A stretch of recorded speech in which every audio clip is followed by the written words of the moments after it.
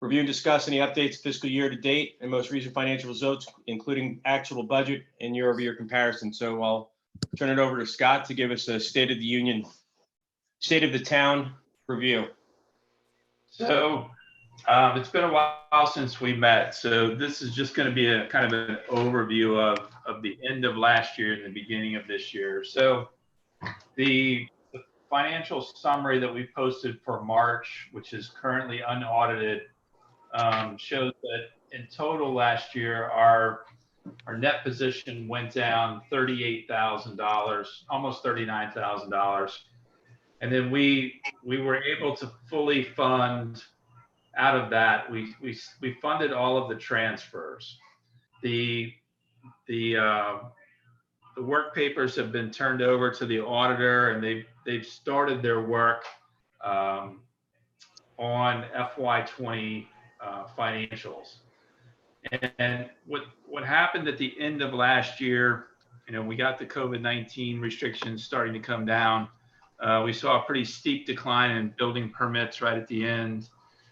We saw people not apply for their business licenses right at the end. And there was definitely an impact right at the end of the year. The good news was we met our transfer tax projection. We were under in accommodations tax. We were under in business licenses. Last year's numbers for parking were all over our expected revenue. Excuse me, Scott, real quick, do you have anything that you want to share, or do you want to just go through the audio of it? What do you mean by just the audio? Do you have this? You want to share your screen? Yeah, I can't do that because I'm working off of 2 different computers. Okay, all right, fair enough. I'll pull it up from the website. Yeah, I'm going off of audio. I'm sorry. So anyway, we saw the decline in the end of the year revenues. If you look at the April financials for this year, we unexpectedly had a positive month in the numbers. However, that was driven by a $100,000 payment from Dewey Beach Enterprises in accordance with the MAR that we had not put in the budget. And then we also received a $30,000 grant from Sussex County that we had applied for law enforcement. So we received $130,000 of unbudgeted funds that turned our what would have been a negative month into a positive month. And then we had a positive month regarding transfer tax last month. We did get accommodations tax in that was greater than we had budgeted, but that was kind of the leftover. Excuse me. God bless you. Thanks. God bless you. That seemed to be what was the leftover funds coming in from last year. We have been trying to limit expenses, especially regarding overtime. We've delayed some of the seasonal hiring and things like that.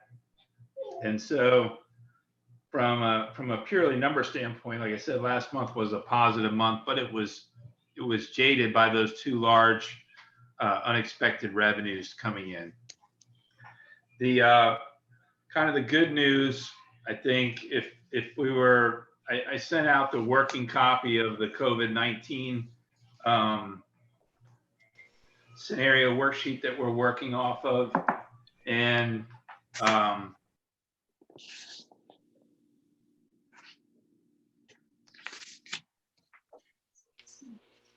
he muted himself. Yeah. Kind of a 25% threshold on seasonal parking permits. We'll probably blow through that today. And then the expectation is we'll continue to receive additional seasonal passes. The meters were turned on today. Enforcement of the meters will start to ramp up in the next few days. And we're seeing just a general increase in the level of activity. So for the month of, as I said, for the month of April, we had strong transfer taxes. right now we're tracking a little bit low for this month in transfer tax, but most of our transfer tax seems to come in either the first few days of the month or say the last 10 days of the month. The middle of the month is usually pretty light on transfer taxes. The building permit revenue is coming in. There's a lot of building permit activity right now, which is expected. And then there were 2 permits issues. Well, there's a couple permit issues related to Dewey Beach Enterprises that will not expected as part of revenue. So the fire that happened at the Lighthouse restaurant destroyed the restaurant that was under construction.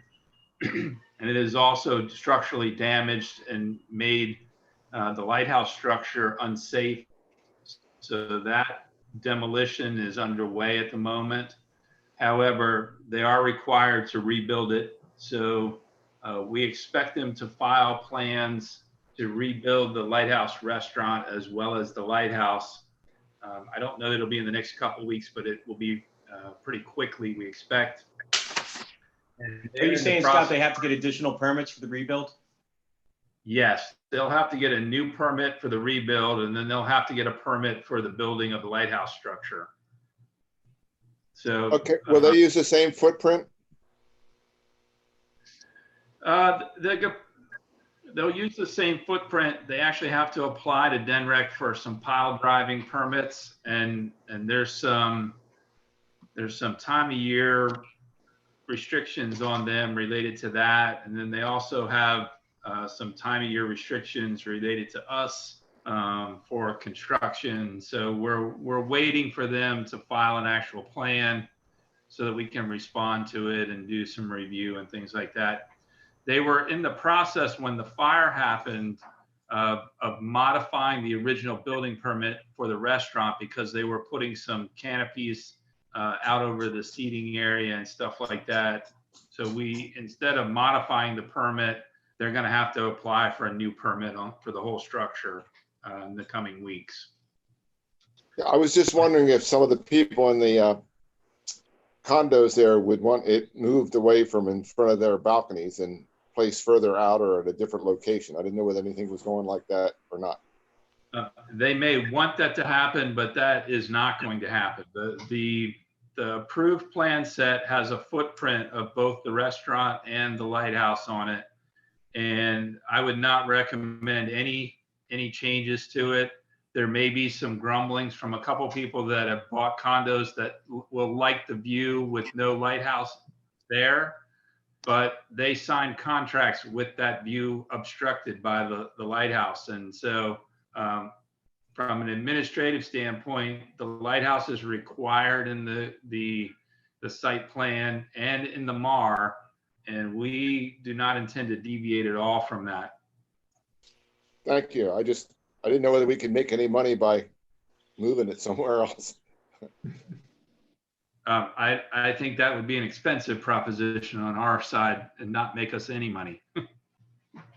Thank you. Scott, does the Lighthouse fire trigger any other delays in what we had budgeted coming from the DBE in terms of the walkway or anything else? Is it going to affect us negatively financially? So probably the only thing that it would negatively affect for FY21 was we won't have that restaurant license permit, the business license issued for it. And so the actual cost to the town is relatively small as far as the licensing is concerned. If the restaurant had been in place, it would have most likely generated parking revenue and stuff like that, but it's impossible for us to really try to calculate that right now. The boardwalk will be back open once they finish their evaluations of things. The boardwalk will be fully back open, and probably most of it's open now. They had put up some fire tape, and if it's not open now, it'll be open by next weekend. The actual public boardwalk, I don't believe sustained any damage. There might be some jarring of a couple of the boards that may have to be replaced, but it was really surprisingly undamaged. Okay.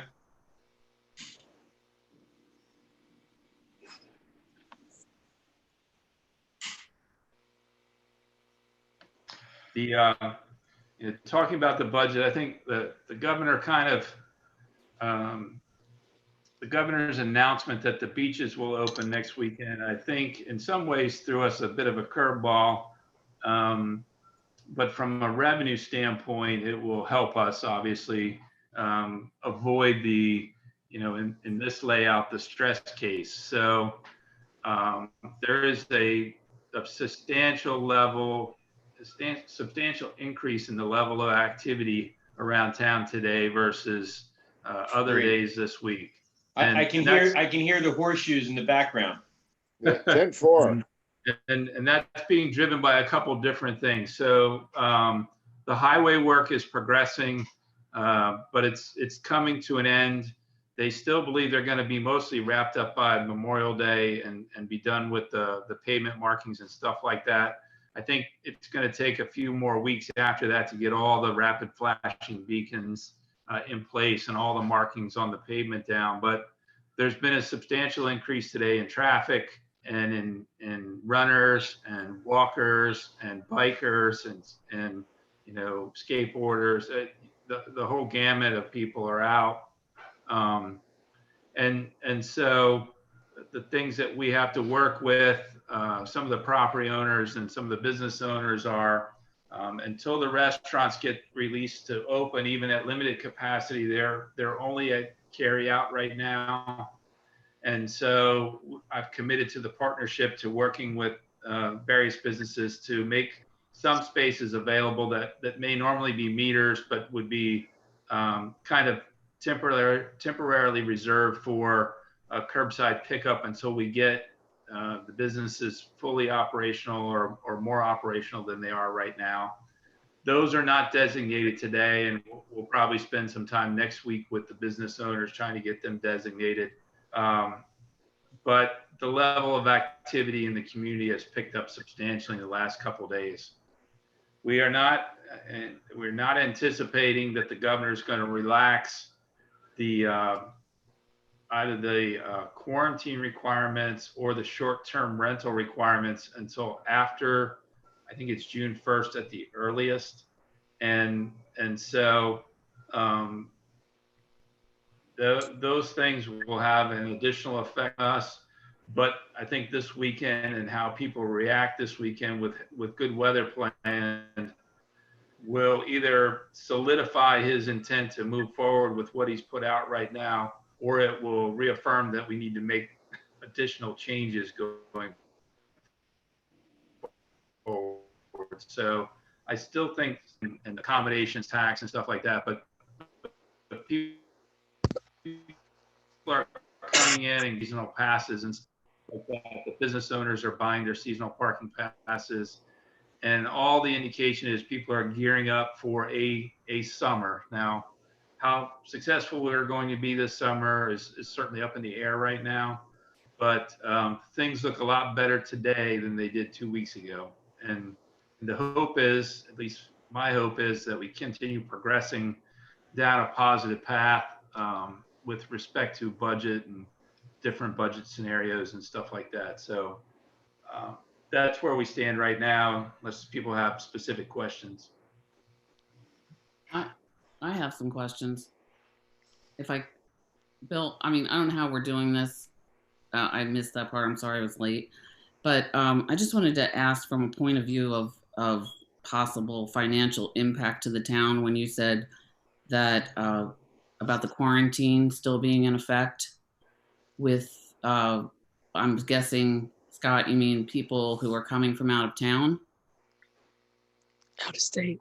Out of state, I mean? So it's the quarantine is currently directed at out of state. There is no in-state differential between counties and stuff like that. However, the states around us are, I think, a little further along in their reopening plans in some cases than we are. So technically in Delaware, you are not supposed to come in from Maryland You're not supposed to be renting. Property owners are allowed to certainly come visit their property, but out-of-state people who are just arriving, the state is still requesting and recommending a 14-day quarantine, and whatever you and minimizing interaction with people that are here. It is almost impossible for us to kind of monitor it. We see plates coming in. However, one of the things that's making it difficult that have been staying in different places around the area because they've been engaged in some of the highway work or some of the other construction activities. So it's not always clear cut to us who's here work related versus who's here visiting their property, or who here is here kind of trying to either rent or stay in a friend's place. Can I interject a quick comment?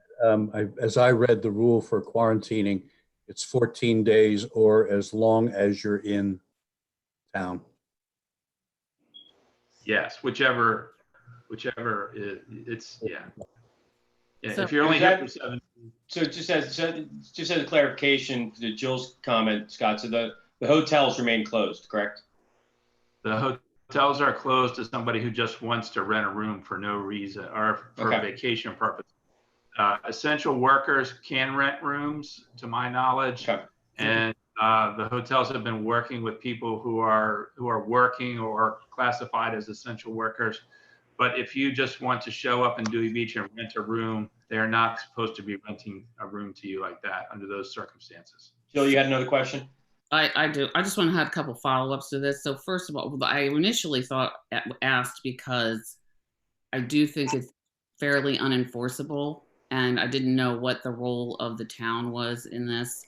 And as far as owners coming, I feel that a lot of owners who are out of state, based on comments of people that I know that live out of state, don't want to feel unwelcome when they come. So I don't know, because that affects us financially too.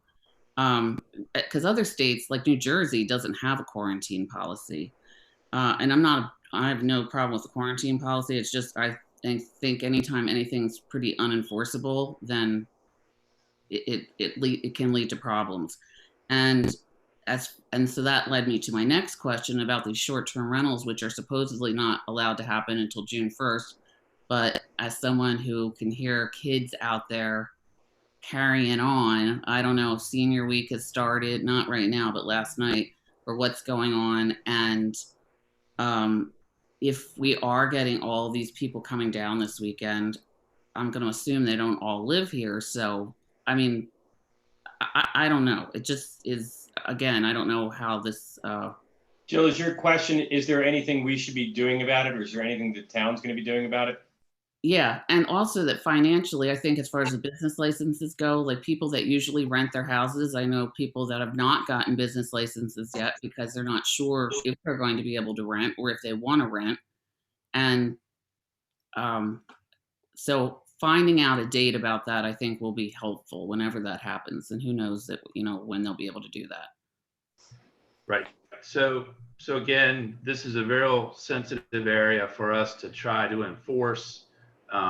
If we get complaints, the governor's calls recently have indicated that we should first forward the inquiry or the concern to the AG's office regarding out-of-state travel and stuff like that. They will look at it. They may contact our local law enforcement and ask us to contact them. But this is a very touchy subject on a number of issues. Mm-hmm. So I think the hope is, at least from my standpoint, I don't want to endanger staff. I don't want to put staff in a bad position where we're being put in the middle, kind of between enforcing the governor's orders and trying to get people to live together civilly. So it's a real difficult issue for us. We have had a couple instances that we have followed up on, and the property owners have been cooperative. In some cases, they hadn't gotten their rental permits. They've now filed for their rental permits. In some cases, they've had the people who are coming down leave and go back. The one instance that I'm fairly aware of was it was somebody who came down in state. So they weren't an out-of-state person. They weren't violating the quarantine, but they were still not supposed to be doing the short-term rental. There has been questions.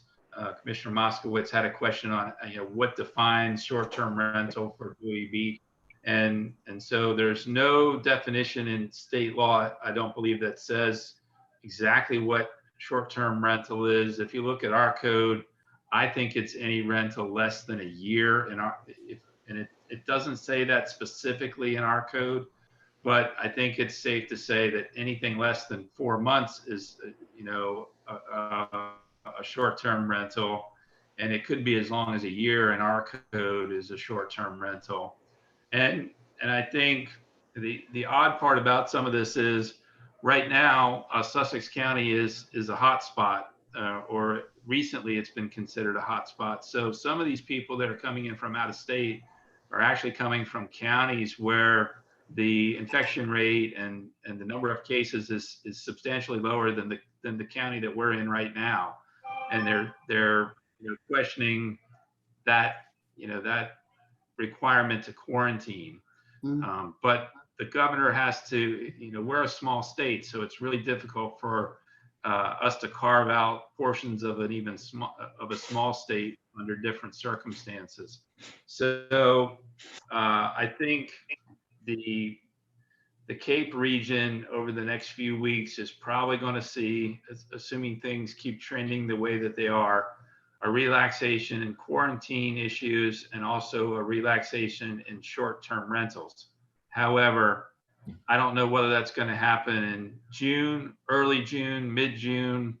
I just don't have that information yet. And while I think it's going to be happening, we're still forced with these are the rules right now, and we don't want to encourage people to break the rules and put us in a bad position. I Thanks, think Scott. that the governor has signs out on the highway for his policy.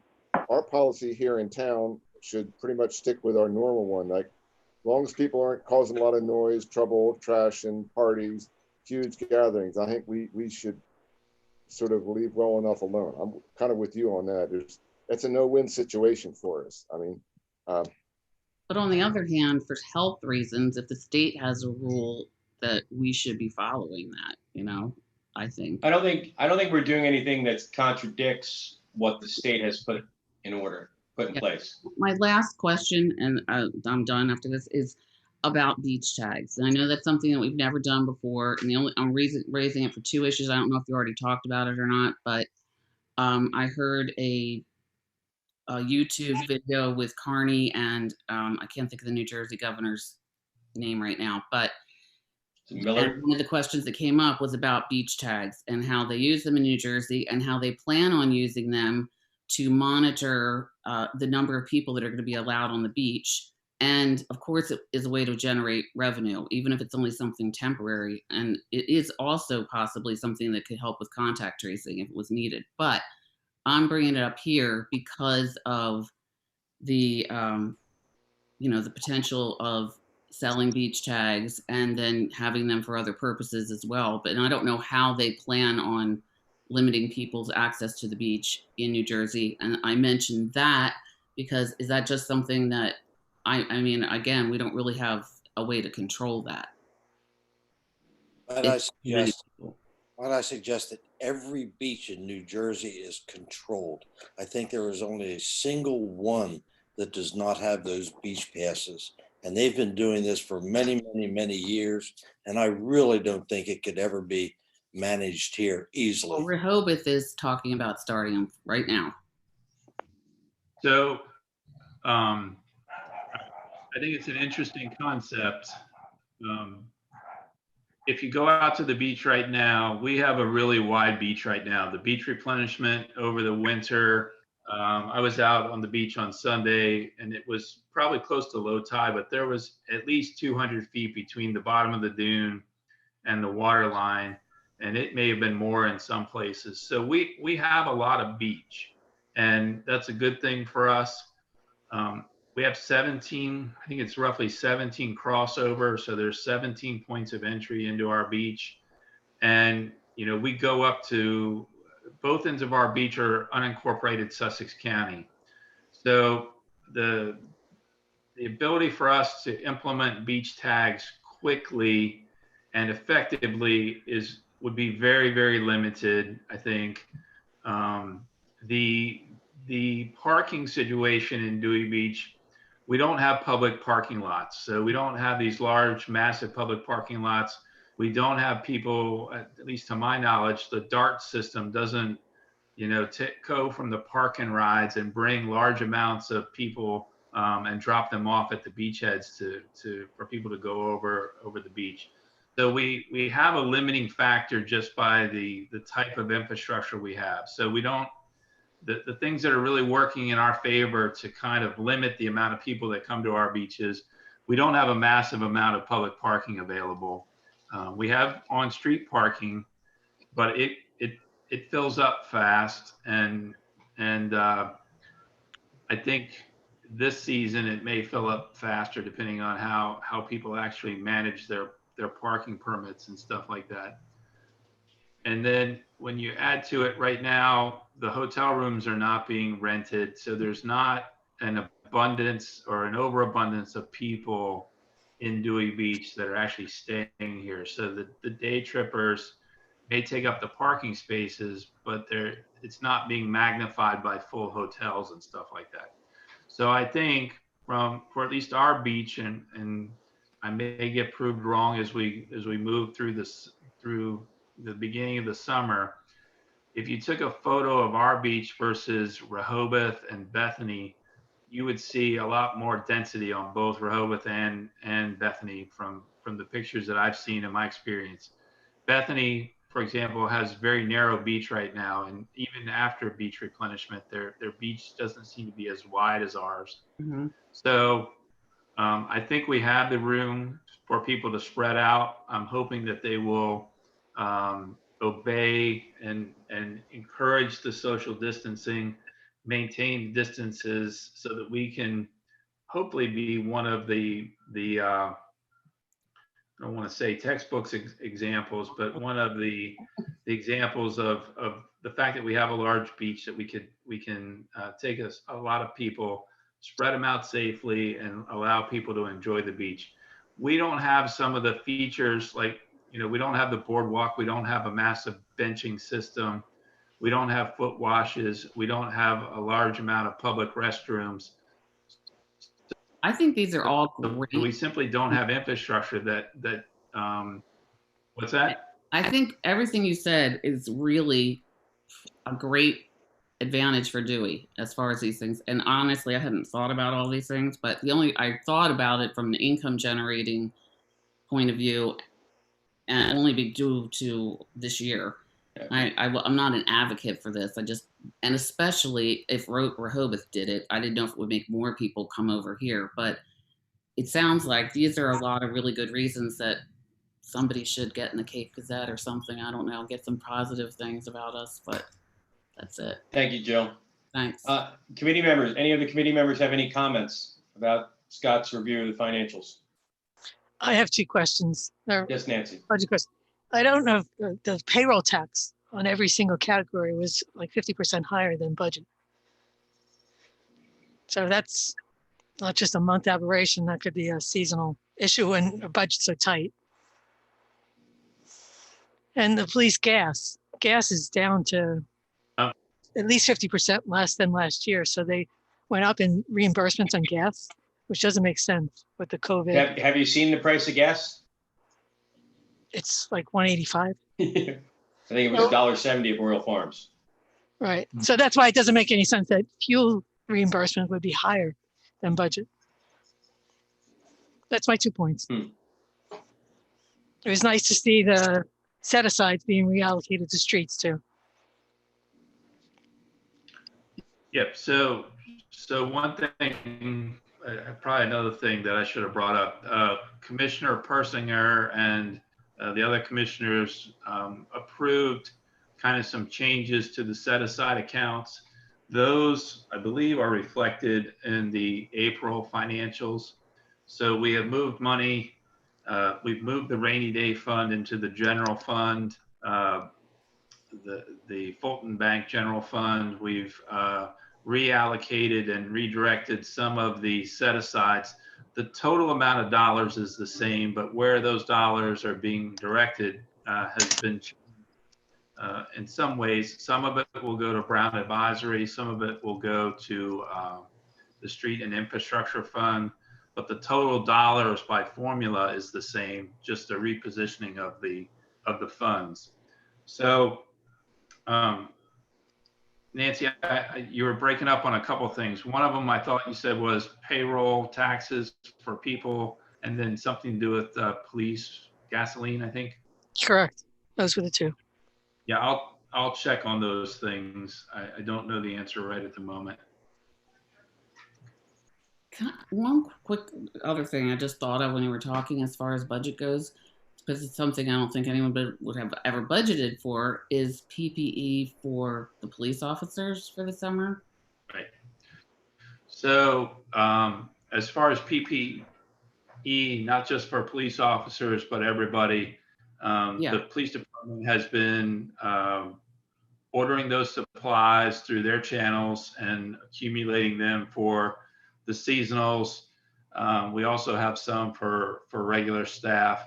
All of those expenses are being aggregated because we expect that at some point we will be allowed to apply for a reimbursement either through the state or through FEMA for reimbursement of those costs, as long as they're documented related to COVID-19. So we're incurring some costs that we expect to be reimbursed at a later date. I just don't have a timeline on when that reimbursement may happen, or even when we'll be able to submit for that reimbursement. But the police department is, they have acquired those supplies, they're using them, and so will the rest of the staff as we get further along into interacting with the public with respect to lifeguards and potentially seasonal parking officers, things like that. Scott, does it make sense to take those COVID expenses and put them as a separate entry all in one place, so it makes it easy to know how much is spent out of the budget just specifically for that? And if you do a filing with the government for reimbursements or the state, it's all in one place. Yeah, I mean, I know at my former employment, we had a weather emergency line item that we dumped things like that into, so that it was easy to aggregate it and identify it in the budget. So we'll talk to our auditors and also the accountants to see if they recommend that.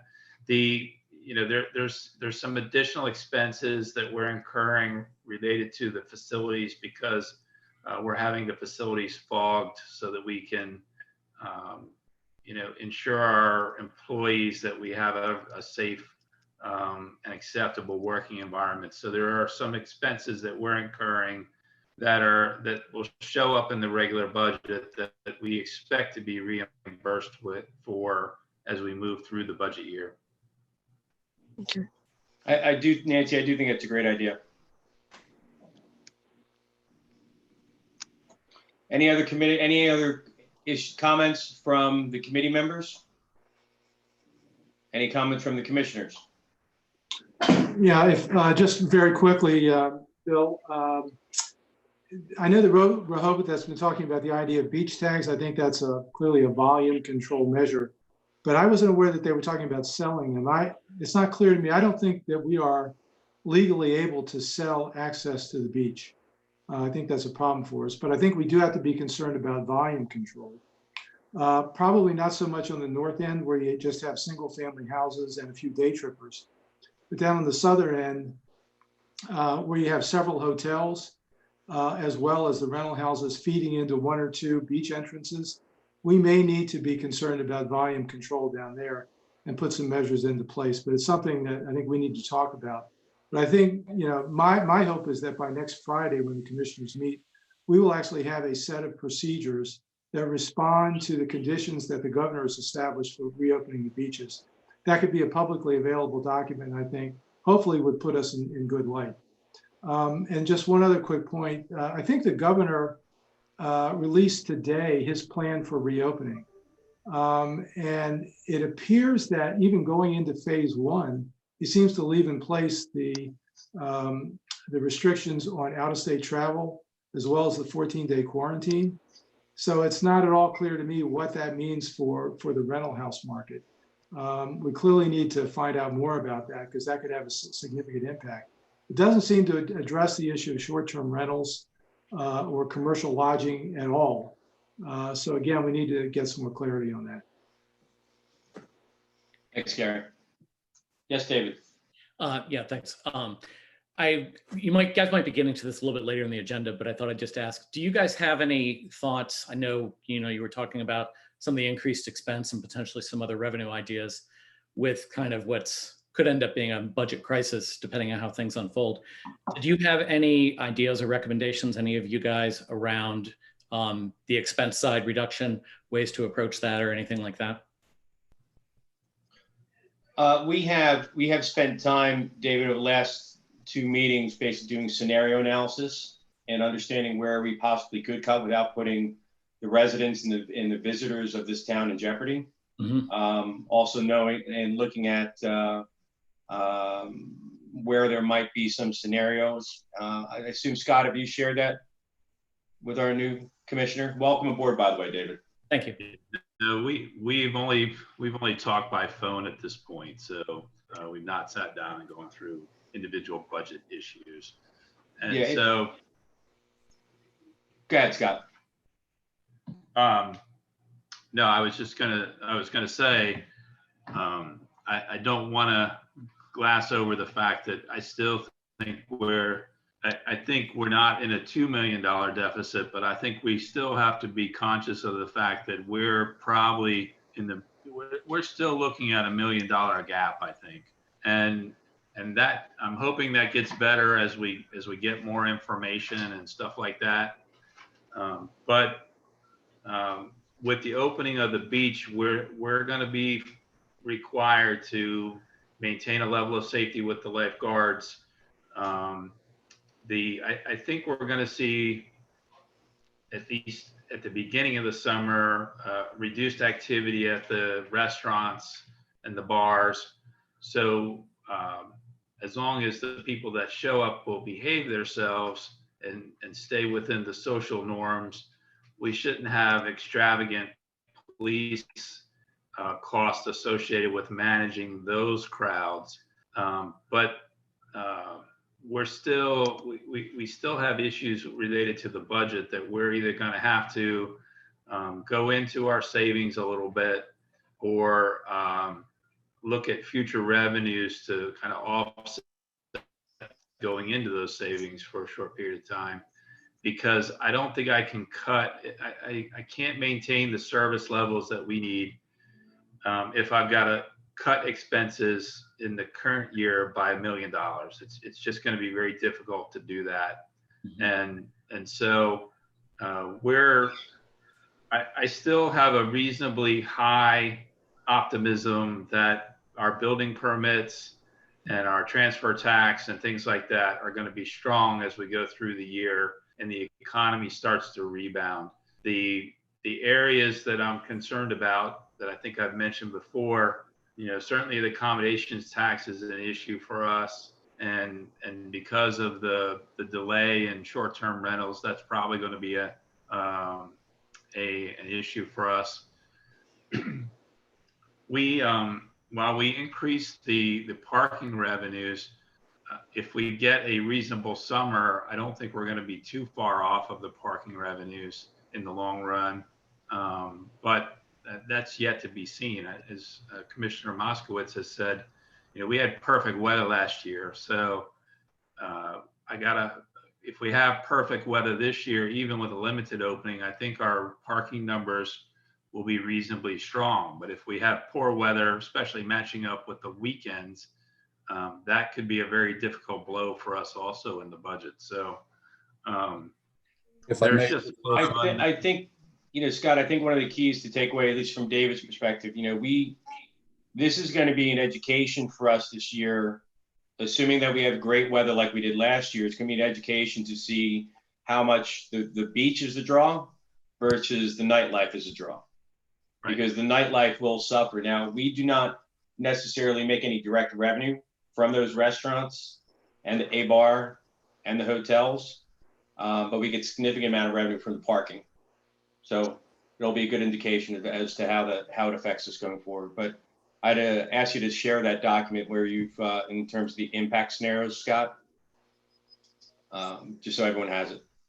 So Scott, the one open money from Hyatt was the fees for being late on their building permits being completed with the project. Has that ever been settled in what they owe the town? So in the MAR, there was $100,000 payment that was related to, in Mark III, the giving up of the office space. That was the $100,000 that we received. And then they're still making a $5,000 a month payment. I think it's through like April or May of 2021 in accordance with the MAR.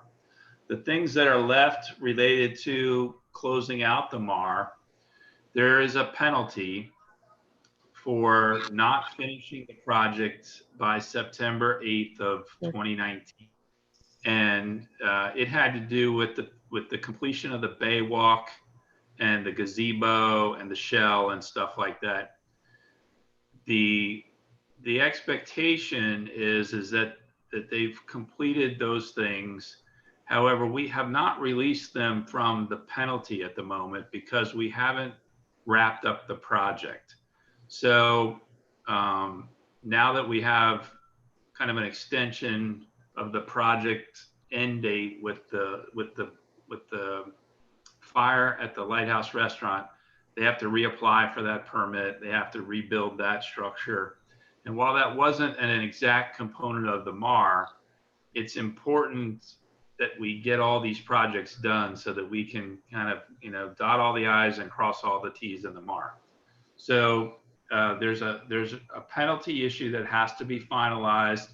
Richard Forston, our attorney, has been working with myself and Mike Kennard from DBE to progress towards finalizing that.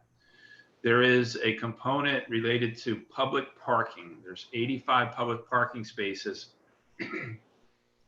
that are required. And if you read the language in the MAR, it's required within the building footprint. Those spaces have to be identified and turned over to us. And we have a bond, I think it's in the neighborhood of $600,000 right now that we still have that has not been released, because if they can only demonstrate that they created 40 spaces, then there's a financial calculation to take part of that bond. So that's still out there.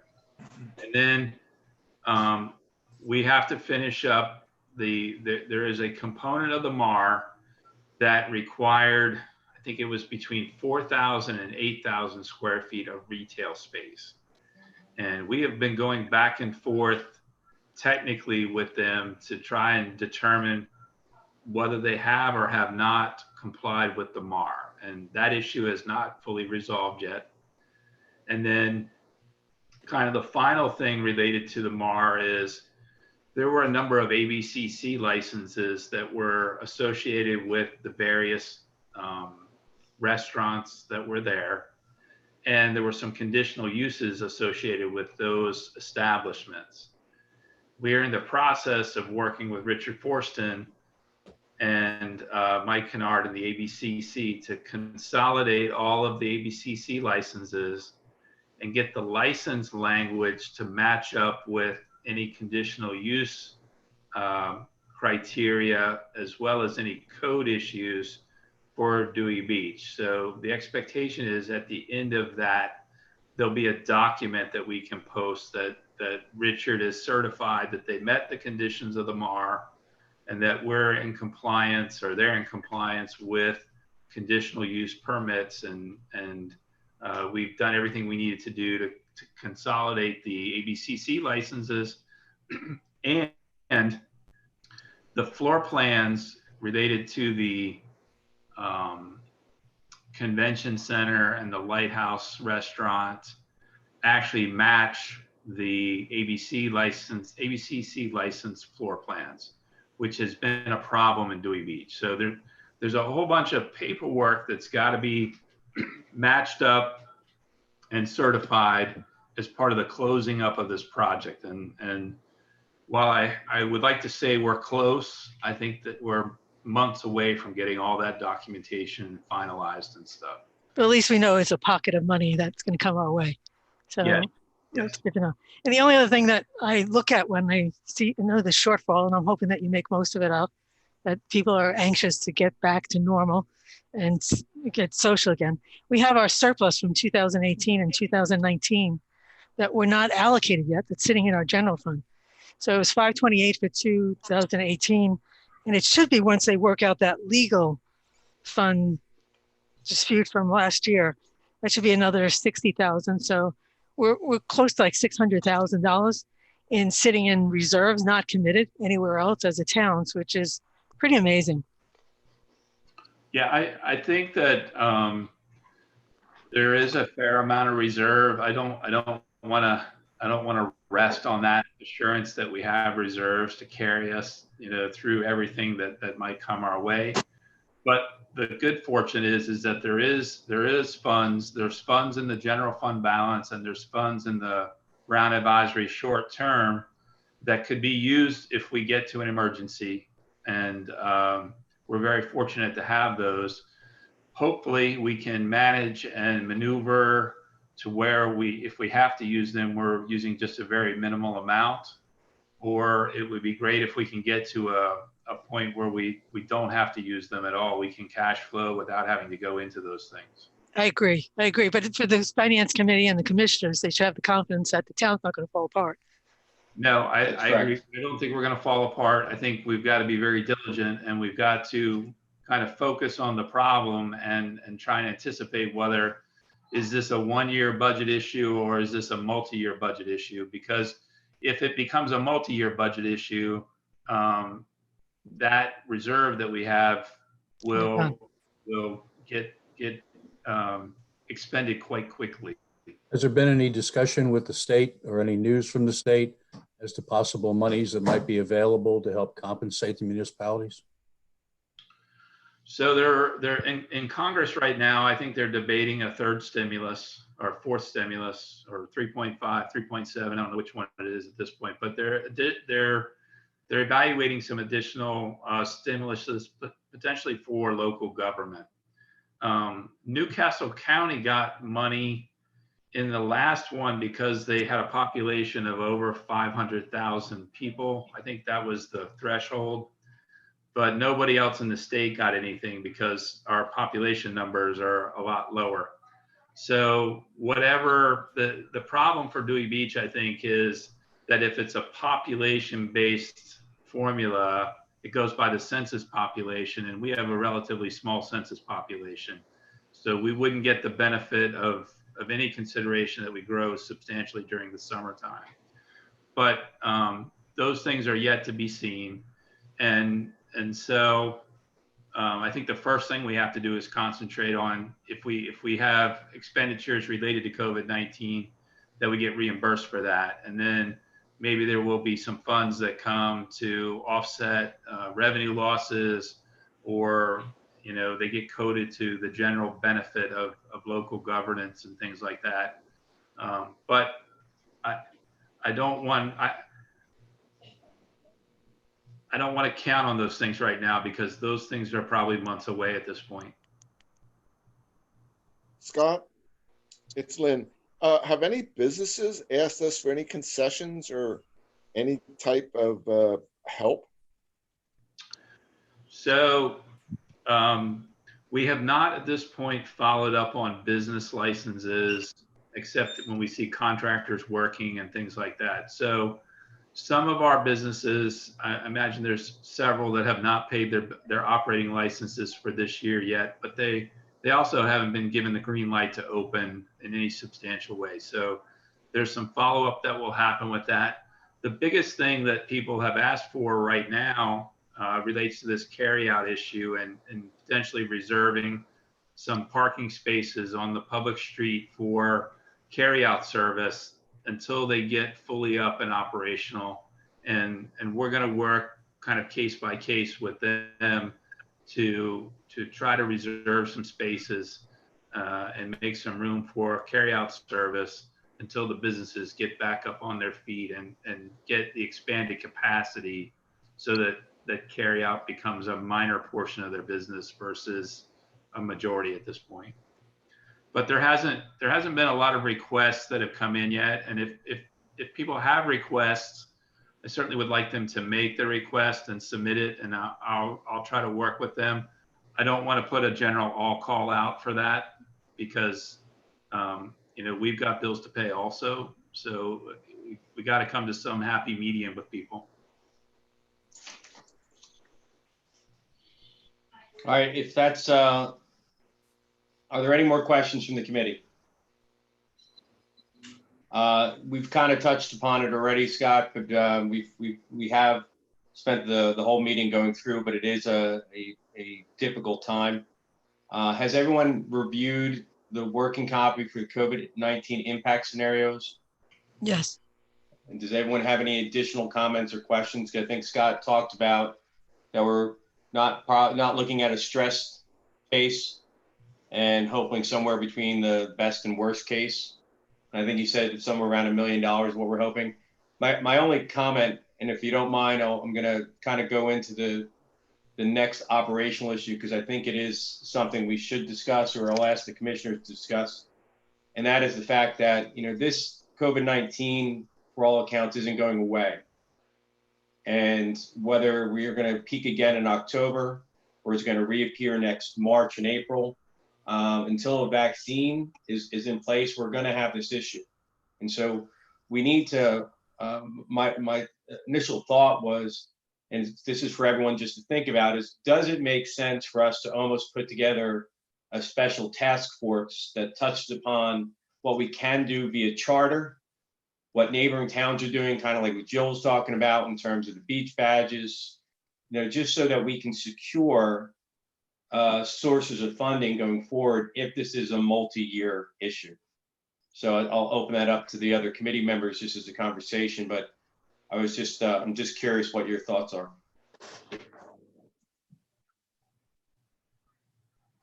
Lynn?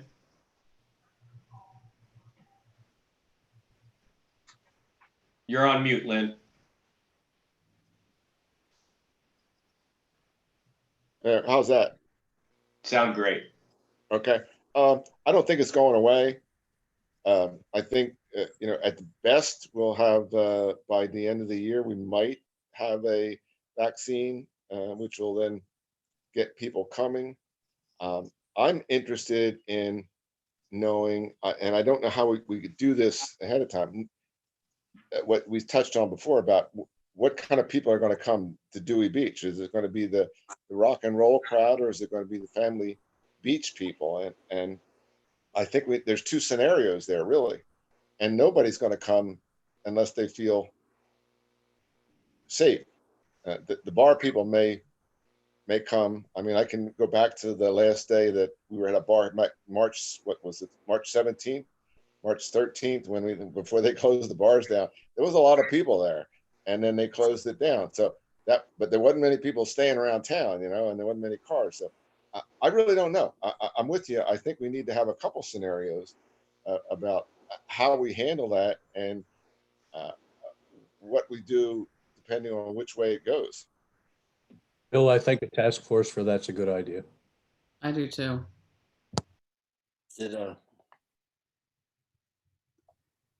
Bill? Yes, sir. Just a quick comment. I think putting together some recommendations that focus on financial issues that the town's faced with, revenue sources certainly makes a lot of sense.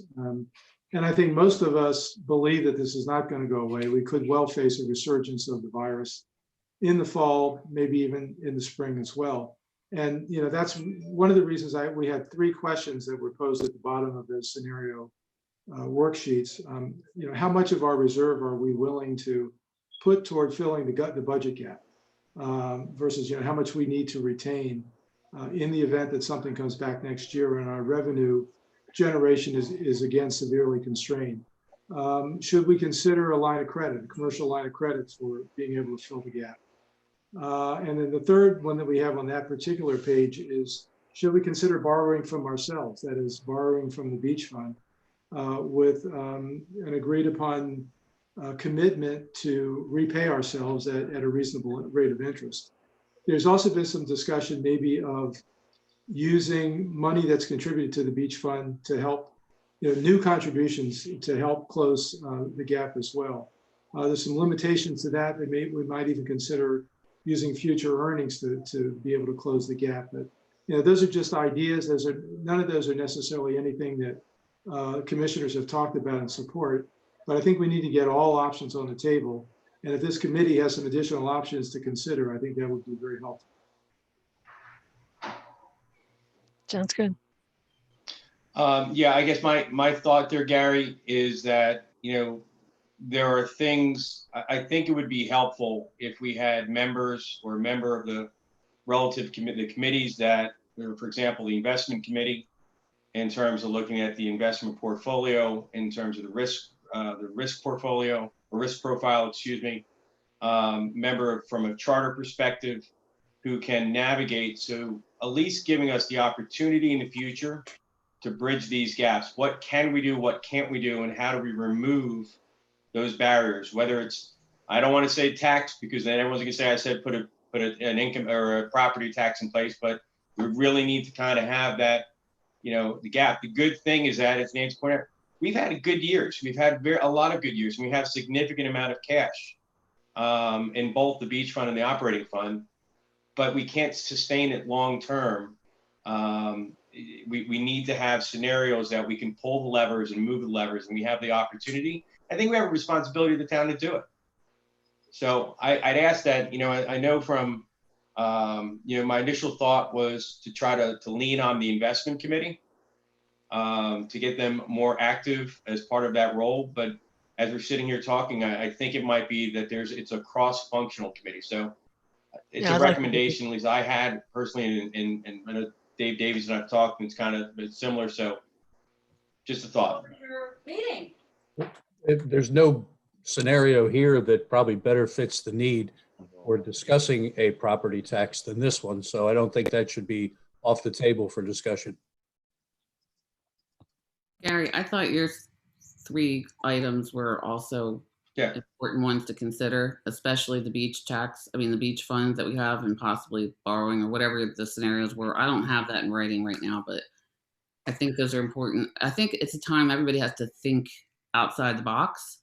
And the only thing that I would say about property taxes is that I'm guessing everyone here is aware of the fact that the state of Delaware is going to be reevaluating Sussex County property taxes. And, there was a federal lawsuit, and the other Newcastle County pays a lot more. And so they're going to reevaluate, and, I forget what the words are, but anyway, so we're going to be paying much higher property taxes. So the people that you might be thinking about proposing that idea to will be paying increased state property taxes, and are maybe also undergoing financial difficulties as well. And they also could have a land lease payment that they have to make too. So I don't know. I just think there's a lot of different factors to think about. Well, that's kind of, Joe, why I think it's putting a special task force together makes sense, because the town is already at its capacity in terms of what they can do. Mm-hmm. So understanding all those ramifications and all the levers, I think it's up to the citizens. It's up to a special group to kind of wade through to see what we can do. The other thing is, you mentioned this, Bill, that we do not get any revenue, no direct revenue from restaurants and bars. So they are our friends and neighbors, but they also could be, it could be something that could be looked at. And I think that's part of the scenarios, right? Mm-hmm. If you've got $1 million gap that we're trying to plug, you're not going to get there on modifying any part of your investment profile. We're going to have to look at major sources of new capital. And I really think you guys really need to, start looking at the possibility. It'll take a while. There's lots of work to be done to make a a property tax enacted. But there's no situation here that, we're all pulling out all the stops. Yeah, David, that's where, you know what, my thought, the investment committees, as I understand it, because I'm on the committee, looks at the performance, which it doesn't have a direct control of, but it looks at the risk profile to make sure that it's in accordance to what was developed from a policy in terms of cash, equities, and fixed income.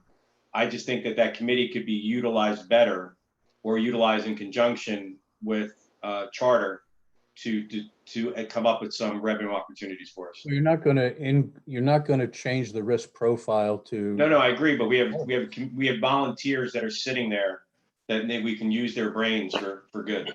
Oh, sure, for that. I think a combined committee, of course, the audit person, financial people, charter people, to evaluate Marketing this. people. So yes, there's three scenarios, just as Gary had said, but we need to say, what if this continues with our existing fund, with the revenue that we think is going to come in? How long can we last as a town? If it turns out that it's going to go back to normal next year, where do we stand?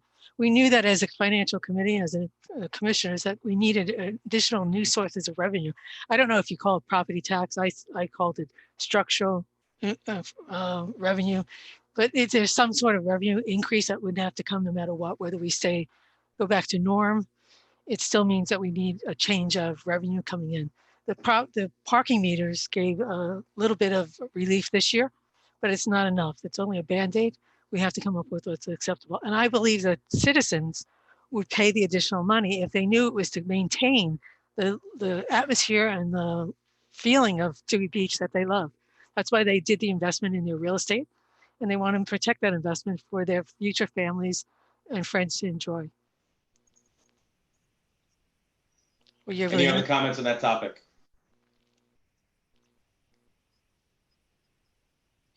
As I look through the agenda, everyone, it seems like we have we've touched upon, not necessarily all of the elements. The proposal for commissioners on bank accounts and bank relationships, that was more of a consolidation conversation, which I think we have much bigger issues right now with COVID-19 and with our potential loss of revenue and use of $100,000 cash or $1 million in cash from a scenario standpoint. So I'm okay to table that. The only thing I forgot to do is, did everyone review the minutes, and were there any changes to the minutes from the last meeting? No. Okay. Do we have any other comments before we adjourn? I make a motion that we approve the minutes.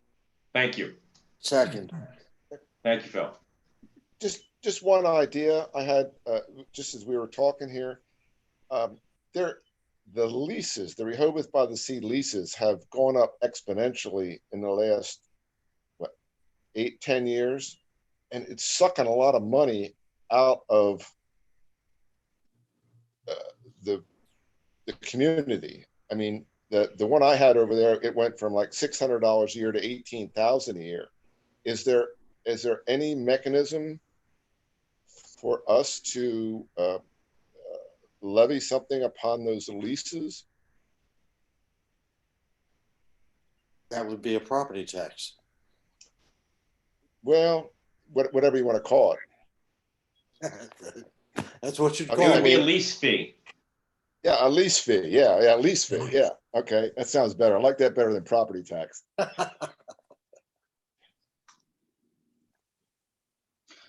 I think this is one of those things, Lynn, that we pushed to ask the commissioners to put a special task force together and have that as an element of something to look at. All of the nuances. It's a small town, but we have nuances from the people that live here, the people that come here, whether it's the restaurants. We just need to have a full look at the picture to have sustainable revenue income sources. So, Sure.